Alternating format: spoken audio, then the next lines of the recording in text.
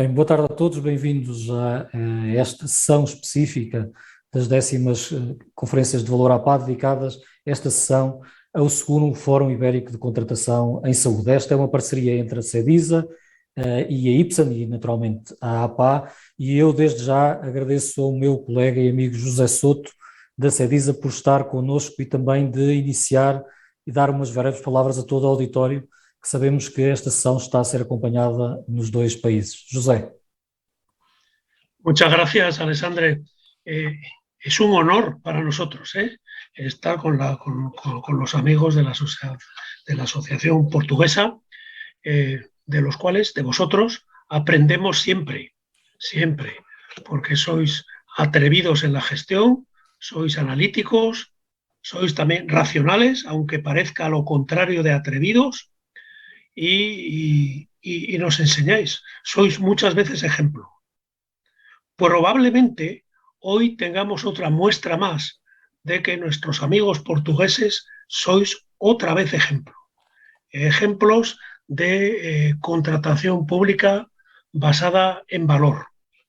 De eso hablamos en España, hablamos bastante, pero no terminamos de presentar experiencias terminadas, experiencias realizadas con resultados. Quizás hay alguna a punto de resultados, alguna, quizás, pero no las hemos analizado todavía en nuestros debates. Entonces, primer punto, gracias por erigiros otra vez en modelos para nosotros. Seguro que aprenderemos mucho. Segundo, el tema elegido es vital, es vital. Es decir, todo aquello que no añada valor de nuestro trabajo gestor es irrelevante y, por tanto, no nos costaría nada no hacerlo. Eso se entronca directamente en las estrategias de no hacer cosas que no aportan nada, solo aportan gastos o costes y, por tanto, son ineficientes. Entonces, toda contratación pública que no aporte valor es ineficiente. Podríamos hacer otras cosas o se podría hacer de otras maneras.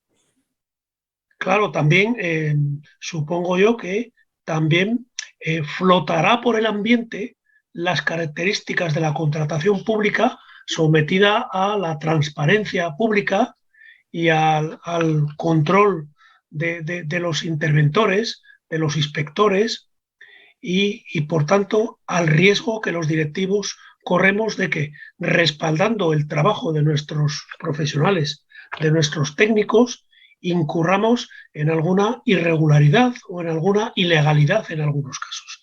Eso es parte de nuestro trabajo, competencias que tenemos que dominar. Tenemos que demostrar cada vez más que somos mejores profesionales y, por tanto, también conocer todos estos aspectos de la contratación pública, tan compleja muchas veces y tan difícil muchas veces también. Yo no voy a decir nada más para no pisar. Buenas tardes a todos, a los que estamos aquí ahora mismo para hablar, provocar los debates, y a los que estáis detrás de vuestras pantallas siguiéndonos, que es importante en una tarde, supongo yo que en Portugal también, de mucho calor, de verano ya, y que, hombre, podríamos estar en la playa o en la piscina o eso, y sin embargo, como buenos profesionales de la dirección y de la gestión, estamos aquí para compartir experiencias y entre todos mejorar nuestro rol. Gracias, Alexandre, gracias, Nuno, gracias a todos los que en este momento os estoy viendo aquí en mi pantalla y gracias a vuestra gran organización. Gracias. Muito obrigado, José. É um prazer sempre estar consigo e estar na prática com esta colaboração importantíssima com a CEDISA, em que encontramos aqui sempre pontes entre Portugal e Espanha e em termos de aprendizagem coletiva, aprendermos claramente a gerir melhor as nossas instituições. Eu também dava nota aos nossos colegas que nos estão a acompanhar nesta sessão, que podem colocar perguntas aos nossos oradores e que podem ir acompanhando e intervindo tornando esta sessão o mais dinâmica possível. E, entretanto, eu também apresentava os nossos dois oradores já connosco, o Francisco Mari e o Nuno Costa. O Francisco Mari é diretor-gerente do Hospital Universitário São Lázaro de Palma de Maiorca, mas tem uma experiência longa de mais de 20 anos na gestão de hospitais em Espanha. Destaca-se o diretor-gerente do Hospital Nacional de Paraplégicos, vários hospitais também como o Hospital Provincial de Toledo, o Serviço de Saúde de Castilha-La Mancha, diretor-gerente da Clínica Balear, diretor-gerente da Clínica Palma Planas e diretor da área de saúde de Menorca. É um prazer, Francisco, estar consigo esta tarde y desde ya pasaba-lhe a palabra. Pues el placer es mío, de verdad, Alexandre. Muchísimas gracias y muchas gracias también a la Asociación Portuguesa de Administradores de Hospitales. Voy a compartir la pantalla. Un momentito.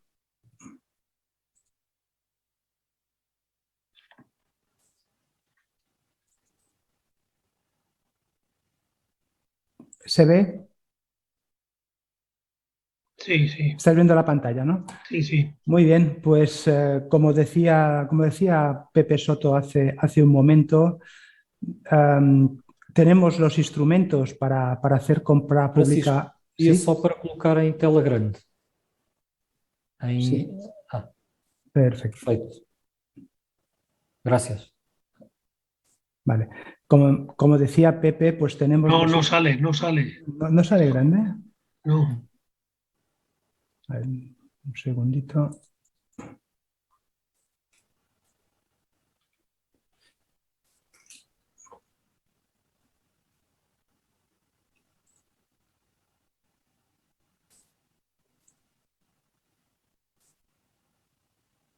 Nós nestas sessões remotas, se não tivermos uma questão de... ¿verdad?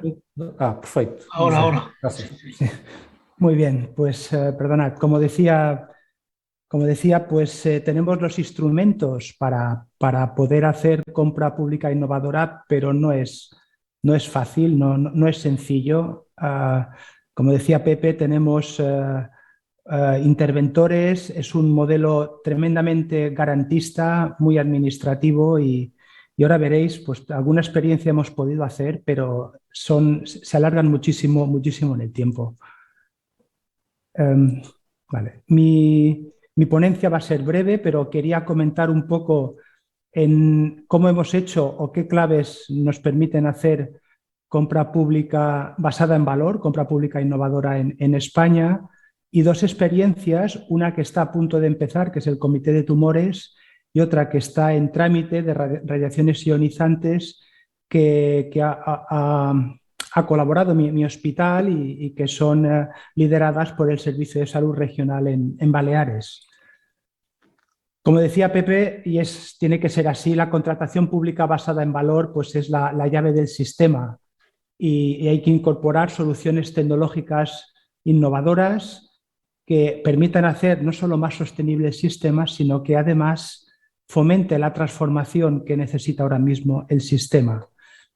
Tenemos en España un marco normativo que se desarrolla desde la Ley de Contratos del Estado del Sector Público del 2007 y se engarza con la Ley de Innovación y además también tiene desarrollo a nivel regional.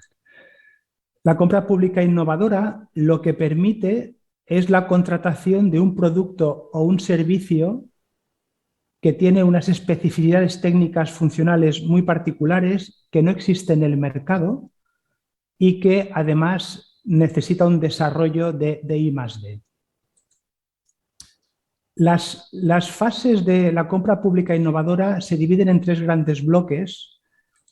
El primero, y muy importante, es identificar las necesidades. ¿Qué es lo que queremos hacer? El segundo bloque sería una cosa muy importante y es la gran diferencia, es la consulta preliminar del mercado. Es una fase, digamos, muy reglada, muy transparente, donde se invitan a las empresas a participar, se les presenta el proyecto, se hacen diferentes entrevistas se recogen las sugerencias y las soluciones que hacen las empresas y finalmente en la fase 6 se redacta un documento con resultados preliminares que se comparte con todas las empresas. Con este trabajo previo es cuando realmente empieza después ya la fase del concurso y es la elaboración de los pliegos técnicos y los pliegos de cláusulas administrativas que recogen pues, todo aquello que se ha hablado con las empresas. Y esta fase ya es la más tradicional, ¿no? Porque los contratos son exactamente los mismos que tenemos en la ley, ¿no? de obras o de servicios o de concesión y al final pues acaba en el concurso y en una adjudicación. Esto sería lo mismo de manera más gráfica, ¿no? La parte preparatoria, la consulta, por supuesto cómo se va a financiar, el desarrollo de la consulta, la elaboración de los pliegos y la fase de adjudicación. Aquí quizás la parte más importante, esto sería todas las partes del pliego, sería esta de aquí, lo que es la gestión de los derechos y propiedad intelectual. Aquí, en este tipo de concursos, se permite determinar el grado de participación que tendrá la empresa en cuanto a si quiere invertir en el desarrollo del producto o si bien quiere participar, por ejemplo, en una fase de postcomercialización. Evidentemente, esto tendrá su repercusión en el precio. Puede haber entidades que decidan invertir y poner un precio más barato porque quieren participar en la fase de desarrollo del producto o bueno, ver qué tipo de combinación se tiene con la empresa. Esto, digamos, se pacta o se define en la consulta previa y forma parte de la oferta que pueden hacer las empresas. Esto es, ahora lo veremos en el siguiente, en el caso práctico, ¿no? En el concurso que se sacó del Comité de Tumores, se establece en el pliego que la titularidad de la propiedad intelectual será compartida de acuerdo al grado de participación en el desarrollo de cada elemento. Y aquí es donde las empresas, cuando concursan, deberán poner qué quieren hacer dentro de este concurso, ¿no? Si colaborar más o colaborar menos. Vale, esto sería un poco para explicar un poco las reglas del juego. Y ahora os contaré dos casos prácticos que con este modelo se han puesto en marcha en Baleares. Uno, que es el que está más avanzado, sería la gestión integral de los procesos del cáncer con la herramienta del Comité de Tumores. Hasta ahora, o lo que buscamos, mejor dicho, es un modelo asistencial multidisciplinar de atención al cáncer, donde se establezca y se planifique el mejor tratamiento para cada paciente y además se tenga una visión integral por parte de todos los actores y además se garantice la equidad en el tratamiento independientemente del hospital, ¿no? que tenga este paciente. Hasta ahora, y me imagino que es algo que debe pasar supongo que en Portugal, ¿no? Y en muchos hospitales de Europa, digamos, el Comité de Tumores no recibe la información de las historias clínicas, tampoco es bidireccional, tampoco están representados los pacientes ni la enfermería. Bueno, pues la idea es que tener un comité organizado. Había en la discusión un jefe de servicio que planteaba: yo no aceptaría ser tratado en un hospital sin un comité organizado. Es lo primero que preguntaría, si hay un comité y cómo funciona. A partir de aquí es lo que se plantea, bueno, pues hay que sacar un concurso que plantee una solución innovadora, que integre a todos los profesionales, que integre todo el sistema de información clínico y sea bidireccional. Y a partir de aquí se tomen las decisiones más adecuadas para cada tipo de tratamiento. Este sería el proceso del cáncer que se intenta reflejar dentro de todo el sistema de información, evidentemente un comité multidisciplinar donde se recojan pues, cada uno de los tipos de cáncer que puedan haber, que se registren los tiempos y se vigilen los tiempos, desde la sospecha hasta que se tienen los resultados primarios, histológicos, etcétera. Se hace el diagnóstico, se pasa por el comité y además se evalúa el proceso y se introducen aquí los outcomes, tanto los PROMs como los PREMs. Y además pues tendrán alarmas en cuanto a tipos de resultados, tiempos, etcétera, etcétera. Todo un sistema integrado, pues que la idea es que nos recoja toda esta información. Aquí pues participarían los médicos, los PG, los de atención primaria, la especialidad, evidentemente serviría para cualquier tipo de cáncer, habría que hacer cada proceso de manera individualizada. Perdón.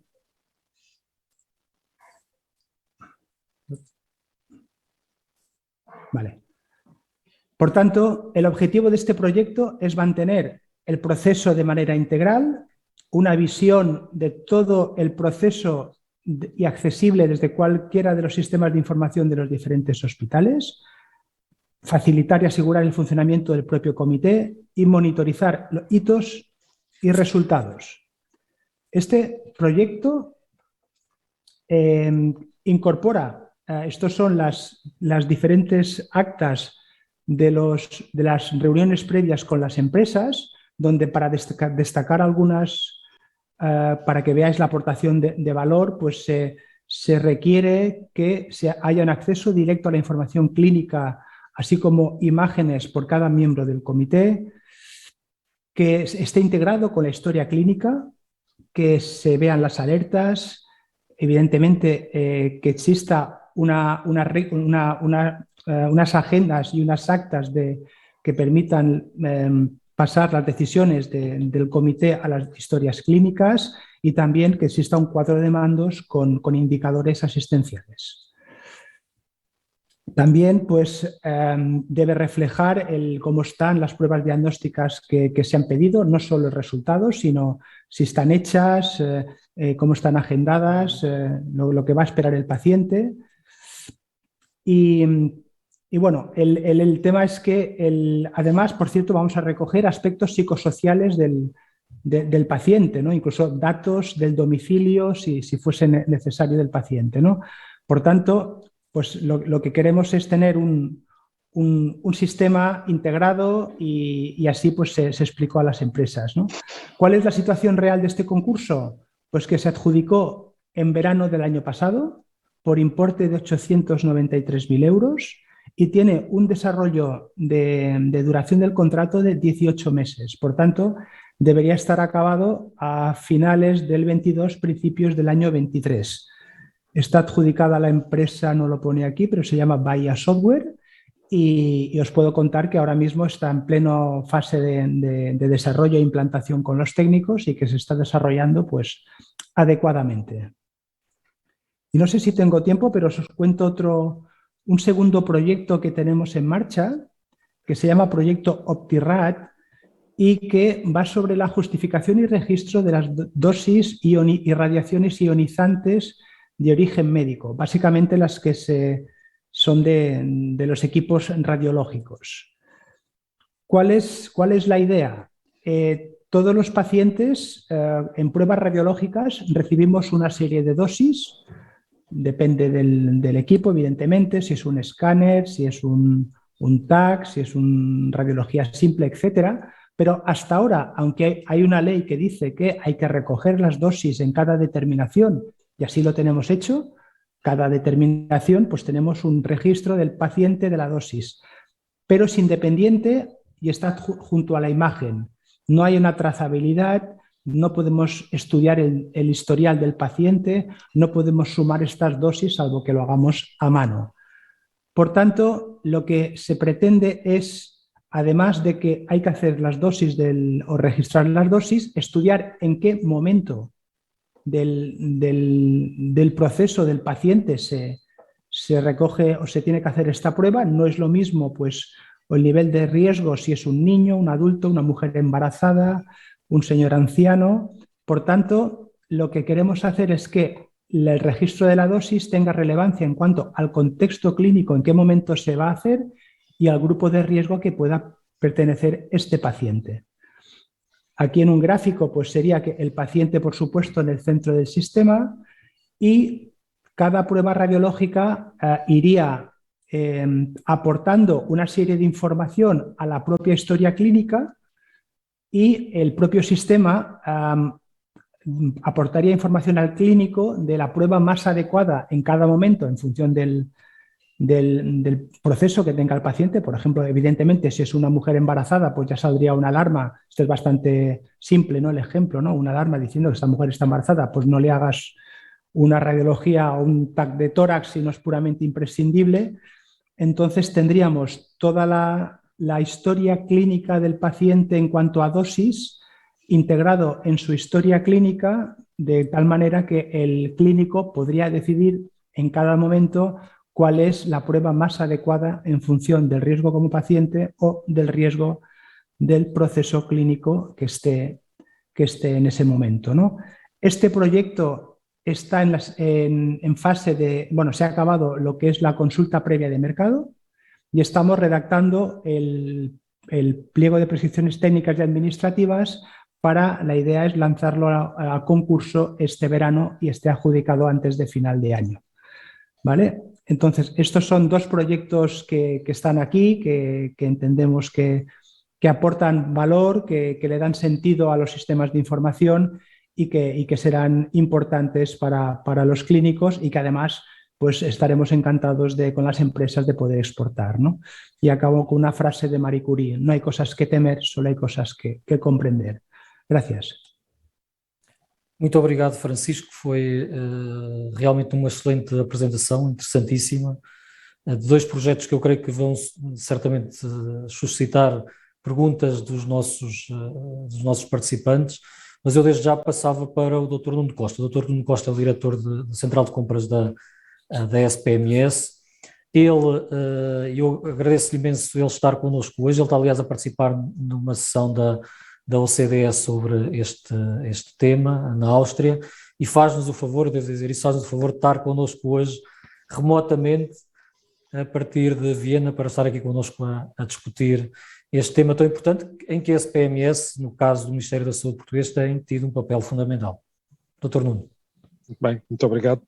Boa tarde a todos. É para mim uma honra sempre estar presente neste convite. Agradeço à organização e cumprimento também o painel, o Dr. Francisco. Portanto, eu vou falar um pouco sobre aquilo que é uma central de compras. E em Portugal nós temos duas centrais de compras. A Central de Compras da Saúde, que é onde o trabalho da SPMS, que se dedica exclusivamente a compras para o setor na saúde. Vou partilhar a minha tela. Ok.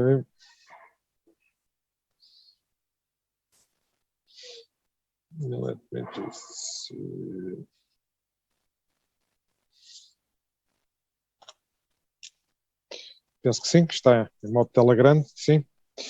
Então, vou apresentar aqui um pouco aquilo que tem sido o trabalho da Central de Compras do Ministério da Saúde em Portugal. Nós compramos para todos os hospitais públicos, inclusive para as unidades de cuidados de saúde primários, os centros de saúde. Portanto, o modelo de compras que é utilizado atualmente em Portugal é um modelo híbrido, ou seja, nós fazemos os chamados acordos-quadro ou sistemas de aquisição dinâmicos, fazemos compras centralizadas ao abrigo desses acordos-quadro, ao abrigo desses sistemas de aquisição dinâmicos. Também fazemos compras centralizadas fora dos acordos-quadro ou desses sistemas de aquisição dinâmicos, e temos também compras onde os hospitais utilizam os nossos acordos-quadro ou outras alternativas onde cada hospital compra por si só, não utilizando os acordos-quadro. Portanto, temos alguns acordos-quadro que são obrigatórios, portanto é obrigatório comprar ao abrigo dos mesmos, mas o resto é livre. Quer isto dizer que aqueles que são obrigatórios estão centrados ali mais ou menos, se quisermos, 13 categorias de medicamentos e 2 a 3 classes de dispositivos médicos. Em termos de volume, nós temos vindo a crescer, portanto, atualmente temos 98 acordos-quadro em vigor e 7 sistemas de aquisição dinâmicos também em vigor, mais de 9.500, né, atualmente são mais de 9.500 artigos no nosso catálogo eletrónico, mais de 2.200 fornecedores habilitados e cerca de 69 entidades que vêm às compras centralizadas connosco. adicionando este ano mais 2 novas, que estão representadas, uma pelo Laboratório Militar, que representa os 3 hospitais dos 3 ramos das Forças Armadas, e mais os hospitais dos serviços prisionais.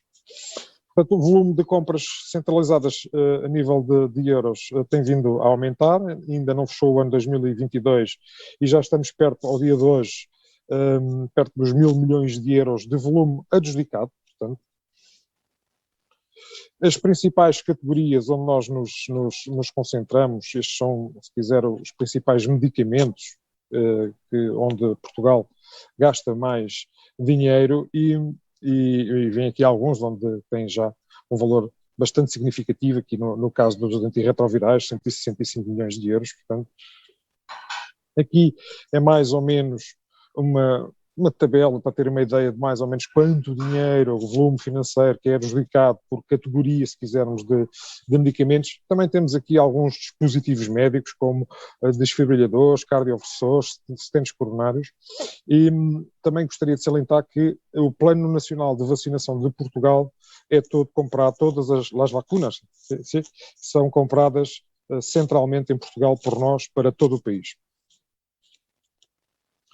As categorias, em termos de representatividade, já em 2022, como gasto do Estado português, nós compramos quase 92% destes medicamentos para os hospitais. Os antirretrovirais são cerca de 175 milhões de euros. Isto ajuda-nos mais ou menos a começar a ter uma dimensão do mercado, do volume do próprio mercado. É claro que não é um país tão grande como Espanha, como é óbvio, mas eu depois vou mostrar alguma ferramenta que nós temos a nível eletrónico, para tentarem perceber que nós muito facilmente conseguimos perceber quem está a comprar o quê, como e a quanto. Nós também compramos outras categorias, sem ser dispositivos médicos e eletricidade, como a eletricidade, o gás natural, combustíveis, facility service, higiene e limpeza, ok? Estes são alguns dados para terem uma ideia, peço imensa desculpa.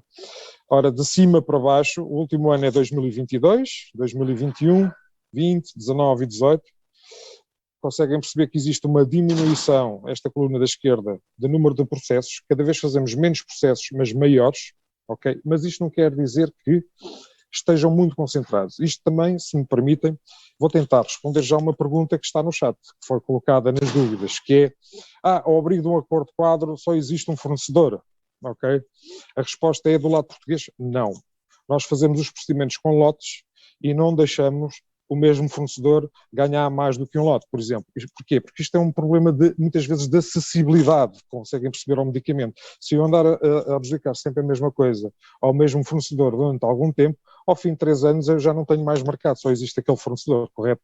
Portanto, temos que dividir isto em lotes. Nas vacinas fazemos sempre isto, não adjudicamos todos os lotes ao mesmo fornecedor e já estamos a fazer isto onde existem medicamentos, onde existem mais do que um fornecedor. A nível das poupanças, se quisermos, podemos falar, o indicador que eu mais gosto, existem 5 ou 6 indicadores para cálculo de poupança. Para mim, pessoalmente, o mais realista tem a ver com o valor reportado, é aquilo que os hospitais por si só conseguem eles próprios comprar, comparando agora com o valor que nós compramos centralmente. Portanto, em 2022 já vamos com uma poupança de 41 milhões de euros, ok? Já não é o primeiro ano que fazemos isto, já fazemos isto há alguns anos, é natural que as poupanças não são ilimitadas, correto? Portanto, ainda por mais num ano onde a inflação está a marcar passo e onde tem sido difícil conseguir, como é que é de repor isto? Melhorar um pouco mais os preços. Portanto, a alternativa à saída terá que ser qualidade, pagando o mesmo, tentar ganhar um bocadinho mais de qualidade. Aqui é aquilo que normalmente qualquer central de compras, onde qualquer trabalho de central de compras gira à volta das economias de escala, das economias de conhecimento e de informação e das economias de processo baixo. Portanto, e aqui, neste modelo da esquerda, é um modelo que eu depois posso mostrar a live, a maneira como nós avaliamos a estratégia de como é que eu vou comprar determinado medicamento ou dispositivo médico, tem a ver com um pouco a avaliação do risco de mercado, que é muito simples. Um risco elevado quer dizer só existe 1 ou 2 fornecedores no mercado, e o volume da compra ser muito elevado ou muito baixo. Ok? Aqui, o que nós queremos falar um pouco, isto também relacionadas há pouco o que o Dr. Francisco também referiu, tem a ver com um pouco com gastar mais tempo a analisar as necessidades, falar com os fornecedores, falar com o mercado, perceber quais são as novas tendências, olhar para procedimentos pré-comerciais, correto? Tentar avaliar o que é que há no mercado e depois escolher qual é o melhor tipo de procedimento. Pode não ser exatamente um concurso público, pode ser um concurso público ou um diálogo concorrencial, onde nós dialogamos com o mercado a tentar perceber que tipo de inovação, ou seja, gastarmos muito, o que é que se foca na linha verde, gastar muito mais tempo na criação do procedimento, no falar com o mercado, perceber a qualidade, gastar muito pouco tempo na parte do processo de consulta ao mercado oficial, não é? Portanto, nas plataformas eletrónicas, e gastar muito mais tempo onde? Na gestão do contrato, no acompanhamento, porque é essencial gastarmos o nosso tempo na preparação do procedimento, na procura do mercado e gastarmos o nosso tempo no acompanhamento e execução do contrato e gastarmos pouco tempo naquilo que é da Public Tender Procedure, ok? Portanto, gastar menos tempo no mercado. Qualquer procedimento que seja criado com profissionais do mercado, representantes de associações, como as vossas estão aqui excelentemente representadas, quando vamos lançar o procedimento nós já sabemos o que é que existe no mercado e muitas vezes a inovação é comprar objetivos, será assim? Nós sabemos quais são os objetivos que queremos atingir, não sabemos bem se existe a tecnologia ou se é possível ser criada, ok? E desafiamos o mercado para nos entregar esse tipo de soluções. Nós em Portugal já tivemos uma parceria para a inovação concluída, para criar o nosso catálogo eletrónico, que é utilizado, e estamos a tentar criar mais 2 tipos de procedimento que possam incluir mais o Added Value Base no critério de escolha, e vou já tentar explicar aqui um pouco neste slide de uma forma resumida. Em termos dos Framework Agreements, se quiserem os acordos quadro, temos múltiplos estilos. Portanto, à medida que caminhamos para a esquerda, okay, vamos apertando os nossos critérios e ao fim do dia só lá fica um fornecedor, só existe um fornecedor. O objetivo é alargar um pouco mais o mercado e chegar a ter acordos quadro ou sistemas de aquisição dinâmicos com múltiplos fornecedores, mas também deixar um grau de abertura para os critérios de adjudicação que permitam a introdução de inovação, valorização de qualidade e deixarmos sair lentamente um bocadinho da fixação no preço. Não sei se me estão a acompanhar a ideia. E nós só conseguimos fazer isto com as associações dos profissionais, as associações de practitioners, como se chama, dos médicos, dos enfermeiros, dos técnicos, dos farmacêuticos. Portanto, vai ser um processo lento, mas nós temos que começar, senão ficaremos mesmo na cauda da Europa relativamente a isto. Quanto à avaliação da qualidade, inclusive do dispositivo médico, temos esta framework que é muito comum na Comissão Europeia relativamente à avaliação dos dispositivos CANS e dos dispositivos médicos e do medicamento, e é tudo about timing, a segurança, a qualidade, a eficiência e performance do próprio medicamento e do dispositivo médico, se bem que no área do medicamento nós temos os nossos reguladores nacionais, porque ambos temos serviços nacionais de saúde e temos o nosso regulador do mercado que faz esse tipo de assessment, não é? Para a introdução do novo medicamento para dentro do mercado. Contudo, eu gostaria de deixar algum exemplo e partilha de alguns dos meus colegas, por exemplo, na Dinamarca. Na compra de um dispositivo médico completamente novo, ou de um medicamento, ou do tratamento, gostaria também de referir que já temos aqui algumas parcerias com Espanha, estamos com três juntamentos de Espanha num novo projeto da Comissão Europeia destinado a financiar compras públicas de inovação, chama-se Procurement for Health, é financiado com aquele mecanismo Next Generation. Ontem tivemos uma reunião também com a Galícia para comprar terapias inovadoras celulares, CAR-T therapies, e vamos começar a discutir modelos de avaliação de propostas, ou seja, já estamos aí muito para além daquilo que é o financiamento e começarmos a colocar o nosso foco naquilo que é o profissional e naquilo que é o paciente. E isto sim é inovar relativamente ao public procurement. Ou seja, o que nós queremos, ao fim e ao cabo, é isto, já é velho, já tem anos este slide que eu estou aqui a dizer, que é o Added Value in Public Procurement. Temos que trazer isto para dentro do procurement, que é outcomes a dividir pelos costs. E podemos comparar este indicador. Como é que nós vamos medir os outcomes? Pois precisamos dos profissionais connosco também para que isto seja feito. Não se esqueçam que estamos a falar ao nível de uma central de compras, porque isto não é difícil calcular medicamento a medicamento ou num hospital mais pequeno. Agora, fazer isto com escala é mais complicado e nós vamos precisar de algum apoio para medir uma categoria, por exemplo. Okay? Este modelo já o conhecem, okay? Isto é mais um modelo para a introdução no mercado, é qualidade de vida ajustada com ganhos a nível da nova terapêutica, e aqui, por exemplo, é uma matriz que nos pode ajudar e muito ao comprador normal, decidir qual é o tipo de processo que deve utilizar, tendo em consideração aquilo que tem à sua frente. Por exemplo, se vou colocar e quero alguma coisa que ainda não existe no mercado, pois existe a parceria para a inovação, existe o diálogo concorrencial, portanto é mais uma guideline, se quiserem, não é? Que nos permite caminhar ou navegar dentro da legislação da diretiva europeia, não é? Portanto, sobre a contratação pública, qual o melhor tipo de procedimento a adotar, tendo em consideração o meu objetivo, não é? Da minha compra. Aqui há algumas fases que nós normalmente nos esquecemos e aqui há alguma autocrítica relativamente ao modelo português. O modelo português essencialmente está demasiado focado aqui nesta parte do tendering management, ou seja, e eu tenho aqui algumas testemunhas, quase tudo o que é evento relativamente à contratação pública é muito focado no direito da contratação pública, correto? E não deve ser. A contratação pública é focada nos profissionais, nos apoiadores, nos administradores hospitalares. A contratação pública é com o conhecimento destas pessoas que é feita e realmente sim, precisamos do apoio jurídico, como é óbvio, não é? Portanto, mas não deve ser focado na parte legal e temos que efetivamente cumprir e dar muito mais importância àquelas fases de falar com o mercado, perceber o que é que existe, se o que eu quero existe ou não existe no mercado, se existem empresas com capacidades suficientes para desenvolver o que eu quero, vou ajudar uma pequena ou média empresa ou isto é para empresas multinacionais grandes. Portanto, há aqui um conjunto de questões que têm que ser respondidas e é um caminho que se faz caminhando, não é? Portanto, e aqui é mais ou menos a parte da inovação. Inovação não tem que ser exatamente algo que nunca se viu na vida, não é? Inovação muitas vezes é pegar em algo que existe e reutilizá-la de outra maneira. Portanto, e basicamente ainda ao encontro aquilo que há pouco o Dr. Francisco referiu, mas posto de outra maneira, e qual é o tipo de procedimento nós podemos usar a nível de direito de contratação pública, de certa forma para atingir os resultados, tendo em consideração que os 2 projetos que apresentou são bastante interessantes, portanto, inclusive é para nós. A parte de procurement, para mim, está efetivamente concluída. A parte dos sistemas de informação, a SPMS é o IT provider para os hospitais públicos portugueses.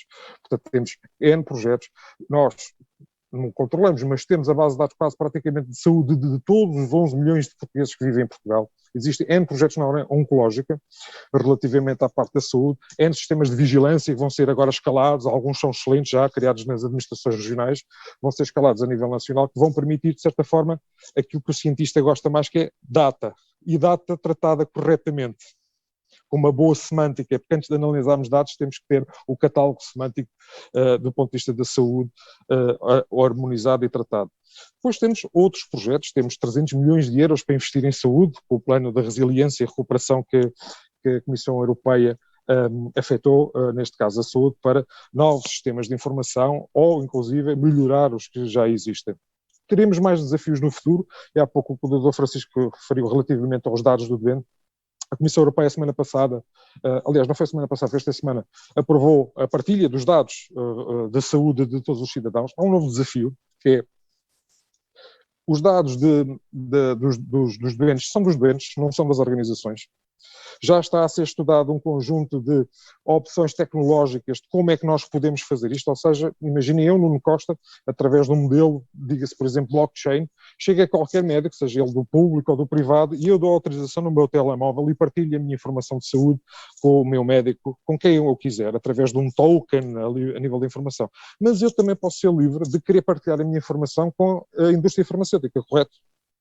Eu posso ser livre de querer partilhar, ok? E penso que isso são dados. A Inglaterra já valorizou quanto é que esses dados valem e foi avaliado em 9 bilhões de libras os dados de um ano do Sistema Nacional de Saúde inglês. Portanto, há aqui um potencial gigante e agarrar a inovação, não só por ser inovação, mas para criar algo definitivamente interessante para todas as classes mas com o cidadão no centro. E penso que terminei a minha intervenção. Muito obrigado. Passo a palavra. Muito obrigado, Nuno. Foi realmente uma apresentação muito compreensiva e agradeço a disponibilidade por estar aqui connosco a partilhar este conjunto vasto de relevante informação. E eu creio que não é só útil para partilhar com os nossos colegas espanhóis, é também muito importante para todos os administradores hospitalares e outros colegas que nos acompanhem nesta sessão. Eu creio que realmente as duas apresentações foram muito interessantes. O Francisco apresentou dois exemplos muito relevantes, que em si podem ter alguma aplicabilidade ao contexto português. Eu creio que é muito importante termos aí a noção também que as próprias compras públicas para a inovação, os diálogos concorrenciais passam muito e a sua importância reverte-se muito na questão de conseguirmos ter serviços ou produtos muito desenhados à necessidade concreta de cada instituição. E isso, de certa forma, pode ou não estar associado à própria compra centralizada. De certa forma, até pode ser um pouco paradoxal para a compra pública. E essencialmente, é necessário realmente selecionar o que é que, neste âmbito, pode ser centralizado a nível da SPMS. Eu creio que o Nuno, e pedia para elaborar um pouco sobre isso, falou-nos aqui desta capacidade de testar também localmente e depois de avançarmos para alguma potencial escalabilidade de algumas soluções que demonstraram mais-valia a nível de algumas instituições. Relativamente a este tipo de modelo, é um modelo que os dinamarqueses, os nossos colegas, estão a testar, inclusive até para novos tipos de terapias ou terapias inovadoras. Portanto, eles, como ainda não têm um modelo propriamente fixo ou estudos científicos que comprovem, por exemplo, aquele novo medicamento, aquela nova terapia, o que eles fazem é compram pequenas quantidades e fazem eles próprios, dentro do próprio hospital, os seus próprios estudos. E a partir do momento que eles próprios conseguem, eles próprios demonstrar evidências relativamente à terapia que utilizar, eles vão escalando, vão aumentando a quantidade comprada, não é? Portanto, e depois servem como farol para o resto dos hospitais. E os outros hospitais vão, ou seja, dito isto de outra maneira, eles não estão à espera do regulador para a aprovação do medicamento. Isto é completamente estranho da nossa maneira de atuar. Eles não estão propriamente à espera do regulador. É como se, imagino que se fizesse um pedido de autorização extraordinária de utilização no mercado, que não é raro e acontece no Portugal, e eles pegam nesse pedido de autorização extraordinária de utilização do medicamento ou do dispositivo médico, testam e eles próprios fazem os próprios testes. Okay? E a seguir também reporta outra vez também à própria entidade reguladora e o modelo vai escalando. Ou seja, não é ficar parado. Que é isto que eu quero dizer. Há sempre qualquer coisa a acontecer em qualquer hospital, o que é fantástico, porque um pode experimentar uma terapia, outro hospital pode tentar outra terapia, e eles realmente neste campo trabalham em rede. Então estão 6 hospitais a tentarem a mesma terapia. Já agora, se há um que está a experimentar isto, eu vou experimentar outra terapia. E isso, eu penso, eu cria mais valor em todo aquele sistema, porque eles acabam por ter um bocadinho do que é o melhor, inclusive aprender o que é que aconteceu de mal uns com os outros. Muito obrigado, Nuno. Francisco, os exemplos que apresentou, estamos a falar aqui de exemplos que exigem também desenvolvimento e envolvimento dos profissionais do hospital, ou seja, não estamos a falar só de um fornecedor que está a instalar uma solução no hospital, mas exige uma equipa dentro do hospital a apoiar ativamente o desenvolvimento da solução. Como é que tem corrido a experiência no seu hospital desta colaboração entre esta empresa privada, que ganhou o concurso, e a equipa que tem no hospital e que está a apoiar este desenvolvimento da solução final? Lógicamente es la clave del proceso, por un lado, escoger bien al partner, al proveedor, pero desde el inicio de todo el proyecto tienes que involucrar a los profesionales del hospital. Tienen que participar en el diseño de realmente lo que se quiere. Si no, estás casi abocado al fracaso. Yo escuchando a Nuno, creo que le preguntabas, ¿no?, entre compra centralizada o descentralizada o en los hospitales. Lógicamente no hay una receta perfecta, pero es muy importante que todos nos escuchemos. La innovación suele ocurrir en los hospitales. El conocimiento lo tienen los profesionales. Les tenemos que preguntar qué necesitas, cómo se puede mejorar. Y los gestores tenemos que ser capaces de trasladar esto a las compras. Y suele ocurrir que desde central de compras adquieren equipos y no se pregunta exactamente al profesional si lo necesita y después no acaba de emplearse como toca, ¿no? En los dos casos que he comentado y tú me preguntabas, sí que el diseño viene y la necesidad sale de los hospitales. Por tanto, Creo que aquí se ha hecho bien un trabajo, he comentado antes, farragoso, es lento porque es tremendamente garantista, requiere tiempo, pero está funcionando bien porque los clínicos ven que esto va a ser una herramienta útil para mejorar la asistencia y, en definitiva, pues dar una mejor prestación a los pacientes. Muito obrigado, Francisco. Eu também dava nota que em Portugal, atualmente, nesta compra para a inovação, a Agência Nacional de Inovação e o INPIC criaram agora também um centro de apoio às entidades públicas, incluindo hospitais públicos, para desenvolver compra pública para a inovação, sejam em commercial procurement ou mesmo em procurement for innovation. Está numa lógica muito também de apoio às entidades públicas, porque realmente é uma ferramenta que tem sido pouco utilizada pelas entidades públicas. Eu devo dar nota que o meu hospital desenvolveu um PPI recentemente finalizado e está neste momento a ser desencadeado um procedimento de compra pré-comercial na área da reabilitação remota de doentes, aliás em cooperação com colegas irlandeses e também com colegas espanhóis, que aliás hoje e ontem tiveram a reunião de acompanhamento deste projeto. Estamos a falar de projetos, muitos deles de vários milhões de euros. Este da reabilitação remota em compra pública ultrapassa os 4,5 milhões de euros, portanto um projeto bastante de uma dimensão considerável, não tanto como as compras da SPMS, que já praticamente ultrapassam os 1.000 milhões de euros, mas uma compra que já bastante substantiva. Eu perguntava ao Nuno Costa, na prática, como é que a SPMS está a procurar desenvolver e a continuar este caminho de trabalho em conjunto com os hospitais. Como bem disse, temos que centrar-nos cada vez mais nas fases pré-concurso e, evidentemente, é necessária esta cooperação enorme entre uma central de compras e as entidades e os profissionais, os peritos, quem conhece e quem consegue identificar bem as necessidades. Como é que a SPMS está a desenvolver atualmente este processo e como é que pretende que nos centremos cada vez mais nesta fase pré-concurso? Muito obrigado, é uma excelente pergunta para mim, dá-me alguma oportunidade também para, de certa forma, divulgar. Bom, posso lhe garantir que nenhum dos novos acordos quadro que entrou em vigor foi feito com pessoas, ou seja, a equipa era maioritariamente externa. Ok? Portanto, passou a existir apenas uma ou duas pessoas da SPMS envolvidas na construção do acordo quadro. Portanto, estamos a falar de convidar pessoas de todos os hospitais para ajudarem, peritos, como o Dr. Alexandre acabou de referir, para colaborarem na construção do novo acordo quadro. A seguir, fazer um acordo quadro que não seja vinculativo, que seja voluntário. Ou seja, que se encontre mérito na utilização dele e eventualmente vantagem.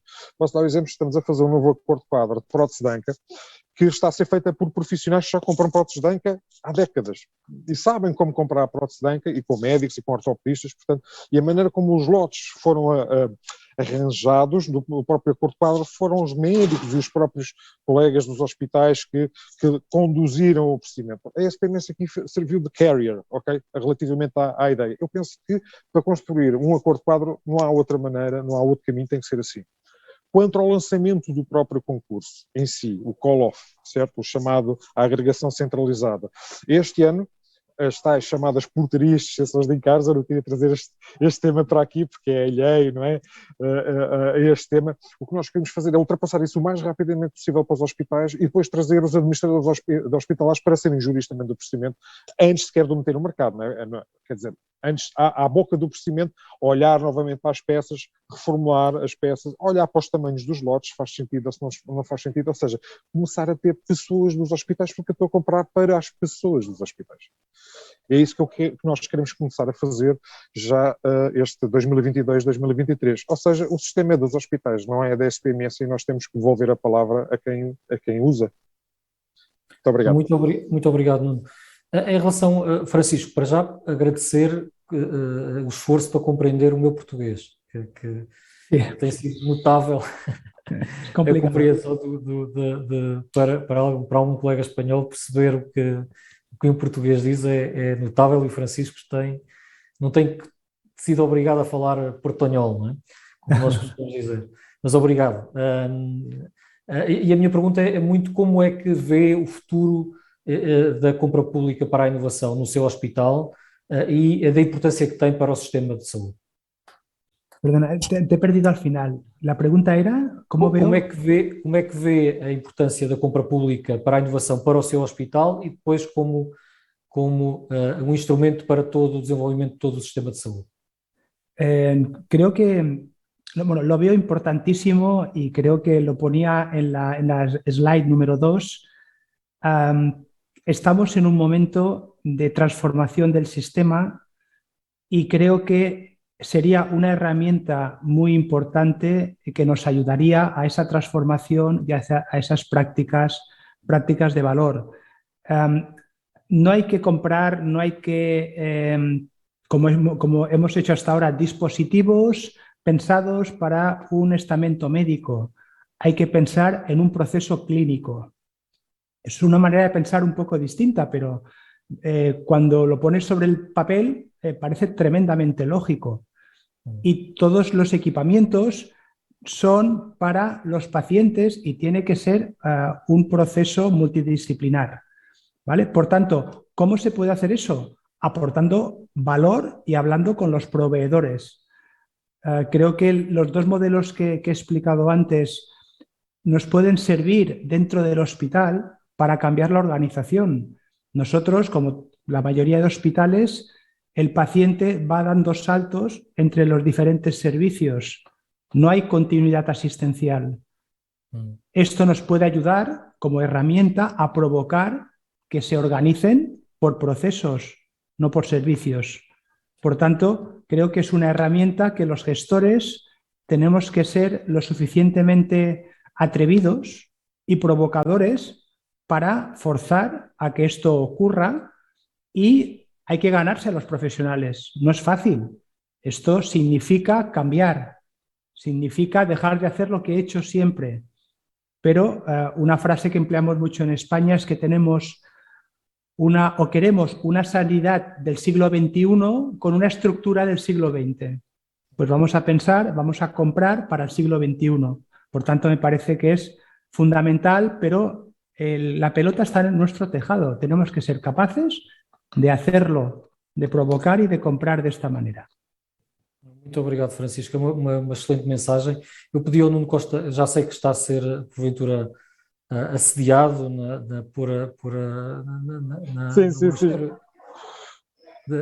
Áustria, mas diga, Nuno Costa, uma mensagem final para os nossos participantes. Mensagem final. Pegando também um pouco naquilo que o Dr. Francisco referiu, nós temos que ser um bocadinho mais arrojados. Uma central de compras tem este papel tradicional, não é? É quase mais a infantaria propriamente dita do ponto de vista do medicamento, não é a força aérea, não é? Portanto, mas tem que ser mais atrevida. Eu penso que nós temos um papel de desafiador, e eu penso que nós, em conjunto com os médicos, e olhando para aquilo que o Dr. Francisco referiu, é olhar para a compra disto como um processo médico e começarmos a olhar para ele com as ferramentas de um processo médico. E sim, por que não abrir mais isto para os hospitais e começar a implementar práticas? E o Dr. Alexandre há pouco referiu, talvez existam coisas que não vale a pena centralizar e centralizar aquilo que realmente é necessário centralizar. Eu penso que esta é a mensagem principal que eu deixo. Muito obrigado. Não, muito obrigado, Nuno. Bom regresso a Portugal, boa estadia em Viena. Francisco, uma mensagem final para os nossos participantes. Pues estoy totalmente de acuerdo con lo que decía Nuno. Tenemos que ser capaces de emplear bien las herramientas.